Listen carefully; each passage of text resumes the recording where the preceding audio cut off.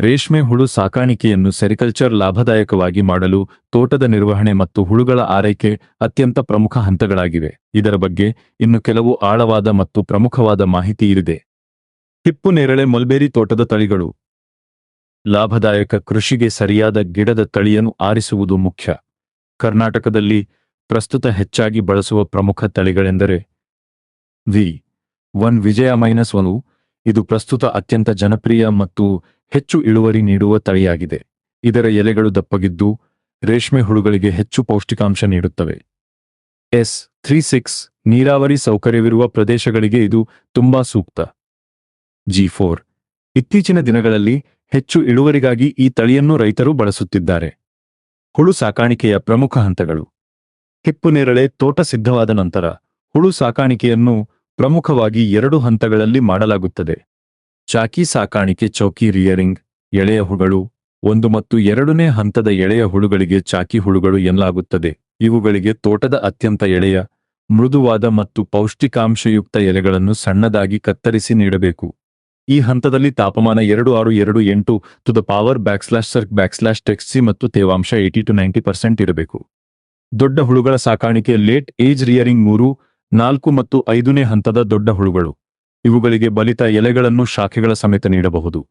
ಇವುಗಳು ವೇಗವಾಗಿ ಎಲೆಗಳನ್ನು ತಿನ್ನುತ್ತವೆ. ಆದ್ದರಿಂದ ಈ ಹಂತದಲ್ಲಿ ತೋಟದಲ್ಲಿ ಎಲೆಗಳ ಲಭ್ಯತೆ ಹೆಚ್ಚಿರಬೇಕು. ತೋಟದ ಕಟಾವು ಮತ್ತು ಬ್ಯಾಚ್ ಯೋಜನೆ ಕ್ರಾಪ್ ಶೆಡ್ಯೂಲ್. ರೇಷ್ಮೆ ಕೃಷಿಯಲ್ಲಿ ವರ್ಷಕ್ಕೆ 5 ರಿಂದ 6 ಬ್ಯಾಚ್ ಹುಳುಗಳನ್ನು ಸಾಕಬಹುದು. ಒಂದು ಬ್ಯಾಚ್ ಹುಳು ಸಾಕಾಣಿಕೆ ಮುಗಿದ ತಕ್ಷಣ ಹಿಪ್ಪುನೇರಳೆ ಗಿಡಗಳನ್ನು ನೆಲಮಟ್ಟಕ್ಕೆ ಅಥವಾ ನಿರ್ದಿಷ್ಟ ಎತ್ತರಕ್ಕೆ ಕತ್ತರಿಸಲಾಗುತ್ತದೆ. ಪ್ರೂನಿಂಗ್. ಕತ್ತರಿಸಿದ ನಂತರ ಮಣ್ಣಿಗೆ ಕೊಟ್ಟಿಗೆ ಗೊಬ್ಬರ ಮತ್ತು ರಾಸಾಯನಿಕ ಗೊಬ್ಬರಗಳನ್ನು ನೀಡಬೇಕು.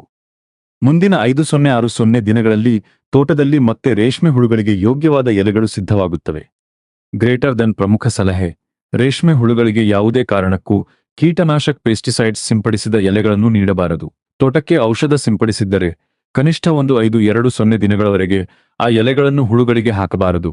ಇಲ್ಲದಿದ್ದರೆ ಹುಳುಗಳು ಸತ್ತು ಹೋಗುವ ಅಪಾಯವಿರುತ್ತದೆ. ನಿಮಗೆ ರೇಷ್ಮೆ ಇಲಾಖೆಯಿಂದ ಸಿಗುವ ಸರಕಾರಿ ಸಬ್ಸಿಡೀಸ್ ಅಥವಾ ರೇಷ್ಮೆ ಮನೆ ನಿರ್ಮಾಣದ ತಾಂತ್ರಿಕ ನಕ್ಷೆಯ ಲೇಔಟ್. ರೇಷ್ಮೆ ಹುಳುಗಳ ಸಾಕಾಣಿಕೆಗೆ ಸೆರಿಕಲ್ಚರ್ ಅತಿ ಮುಖ್ಯವಾಗಿ ಬೇಕಾಗಿರುವುದು ಗುಣಮಟ್ಟದ ಹಿಪ್ಪುನೇರಳೆ ಮಲ್ಬೇರಿ ತೋಟ. ನೀವು ರೇಷ್ಮೆ ಹುಳು ಸಾಕಾಣಿಕೆಯನ್ನು ಪ್ರಾರಂಭಿಸಲು ಸಿದ್ಧವಾಗಿರುವ ತೋಟವನ್ನು ನೋಡಲು ಬಯಸುತ್ತಿರುವುದು ಉತ್ತಮ ಹೆಜ್ಜೆ. ಒಂದು ಆದರ್ಶವಾದ ಹುಳು ಸಾಕಲು ಸಿದ್ಧವಾಗಿರುವ ರೇಷ್ಮೆ ತೋಟವು ಹೇಗೆ ಕಾಣುತ್ತದೆ ಮತ್ತು ಅದರಲ್ಲಿ ಏನೇನಿರಬೇಕು ಎಂಬುದರ ಒಂದು ನೋಟ ಇಲ್ಲಿದೆ. ಹಿಪ್ಪುನೇರಳೆ ತೋಟದ ನೋಟ ಮತ್ತು ನಿರ್ವಹಣೆ. ಸದೃಢವಾದ ಹಸಿರು ಎಲೆಗಳು. ರೇಷ್ಮೆ ಹುಳುಗಳಿಗೆ ನೀಡಲು ಎಲೆಗಳು ಯಾವುದೇ ರೋಗಬಾಧೆ ಇಲ್ಲದೆ ಗಾಢ ಹಸಿರು ಬಣ್ಣದಿಂದ ಕೂಡಿರಬೇಕು. ಹುಳುಗಳ ವಯಸ್ಸಿಗೆ ತಕ್ಕಂತೆ ಎಳೆಯ ಹುಳುಗಳಿಗೆ ಕವಲೊಡೆದ ಎಳೆಯ ಎಲೆಗಳು, ದೊಡ್ಡ ಹುಳುಗಳಿಗೆ ಬಲಿತ ಎಲೆಗಳು ಲಭ್ಯವಿರಬೇಕು. ಸಾಲಿನ ಪದ್ಧತಿ. Row system. ತೋಟದಲ್ಲಿ ಗಿಡಗಳನ್ನು ನಿರ್ದಿಷ್ಟ ಅಂತರದಲ್ಲಿ, ಉದಾಹರಣೆಗೆ 3 ಅಡಿ ಅಥವಾ ಜೋಡಿ ಸಾಲು ಪದ್ಧತಿ 5+3 ಅಡಿ ಸಾಲಾಗಿ ನೆಡಲಾಗಿರುತ್ತದೆ. ಇದು ನೀರು ಹಾಯಿಸಲು ಮತ್ತು ಎಲೆ ಕತ್ತರಿಸಲು ಸುಲಭವಾಗಿಸುತ್ತದೆ. ಸ್ವಚ್ಛತೆ. ತೋಟದಲ್ಲಿ ಕಳೆ ವೀಡ್ಸ್ ಇಲ್ಲದೆ ಸ್ವಚ್ಛವಾಗಿರಬೇಕು. ಮಣ್ಣು ಸಡಿಲವಾಗಿದ್ದು ಪೋಷಕಾಂಶಗಳಿಂದ ಕೂಡಿರಬೇಕು. 2. ತೋಟದ ಜೊತೆಗೆ ಇರಬೇಕಾದ ಮುಖ್ಯ ಸೌಕರ್ಯಗಳು. ಕೇವಲ ತೋಟ ಮಾತ್ರವಲ್ಲದೆ ಹುಳು ಸಾಕಾಣಿಕೆ ಯಶಸ್ವಿಯಾಗಲು ಅದರ ಪಕ್ಕದಲ್ಲೇ ಈ ಕೆಳಗಿನ ವ್ಯವಸ್ಥೆ ಇರಬೇಕು. ರೇಷ್ಮೆ ಹುಳು ಸಾಕಾಣಿಕೆ ಮನೆ ಚೌಕಿ ಬೈ ರಿಯರಿಂಗ್ ಹೌಸ್. ತೋಟದ ಹತ್ತಿರದಲ್ಲೇ ಸುಸಜ್ಜಿತವಾದ, ಗಾಳಿ ಬೆಳಕು ಚೆನ್ನಾಗಿ ಆಡುವ ಮನೆ ಇರಬೇಕು. ಈ ಮನೆಯಲ್ಲಿ ತಾಪಮಾನ ಟೆಂಪರೇಚರ್ ಮತ್ತು ತೇವಾಂಶವನ್ನು ಹ್ಯುಮಿಡಿಟಿ ನಿಯಂತ್ರಿಸುವ ವ್ಯವಸ್ಥೆ ಇರಬೇಕು. ಪರಿಕರಗಳು. ಹುಳುಗಳನ್ನು ಸಾಲಾಗಿ ಇಡಲು ಚಾಂದ್ರಿಕೆ ಸಾಕಾಣಿಕೆ ತಟ್ಟೆಗಳು, ರಿಯರಿಂಗ್ ಟ್ರೇಸ್ ಮತ್ತು ಎಲೆಗಳನ್ನು ಕತ್ತರಿಸುವ ಉಪಕರಣಗಳು ಸಿದ್ಧವಾಗಿರಬೇಕು.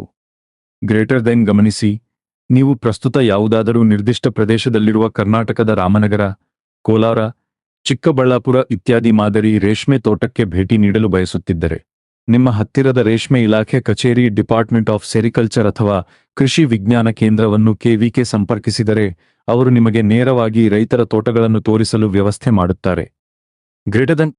ನೀವು ಹೊಸದಾಗಿ ರೇಷ್ಮೆ ಕೃಷಿ ಮಾಡಲು ಯೋಜಿಸುತ್ತಿದ್ದೀರಾ ಅಥವಾ ತೋಟದ ನಿರ್ವಹಣೆಯ ಬಗ್ಗೆ ಹೆಚ್ಚಿನ ಮಾಹಿತಿ ಬೇಕಾಗಿದೆಯೇ?